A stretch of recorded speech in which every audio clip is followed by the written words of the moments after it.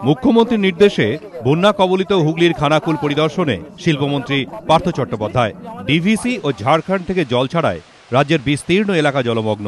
দুই মেদিনীপুর, হাওড়া, হুগলি ও বর্ধমানের বিভিন্ন জায়গায় তৈরি হয়েছে বন্যা পরিস্থিতি।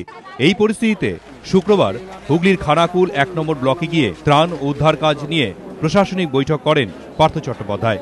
এরপর তিনি যান খানাকুল ২ নম্বর ব্লকের রাজাহাতিতে। সেখানে তিনি জলমগ্ন বিভিন্ন এলাকা নৌকোয় পরিদর্শন করেন, কথা বলেন দুর্গতদের সঙ্গে, ত্রাণও বিলি করেন তিনি।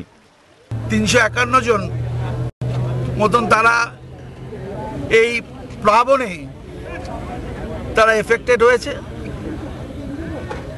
সরকারের তরফ থেকে মাননীয় মুখ্যমন্ত্রী ইতিমধ্যেই সাহায্যের হাত, ত্রাণের হাত বাড়িয়ে দিয়েছেন।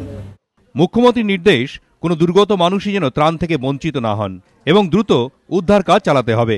মুখ্যমন্ত্রীর নির্দেশ ঠিকমতো পালন করা হচ্ছে কিনা মূলত সেটা তদারকি করতেই রাজ্য সরকার ও তৃণমূলের পক্ষ থেকে প্লাবিত এলাকায় যাচ্ছেন মন্ত্রী নেতারা। বৃহস্পতিবার মেদিনীপুরে যান সুব্রত মুখোপাধ্যায়, মুকুল রায়। এদিন হুগলিতে পার্থ চট্টোপাধ্যায়।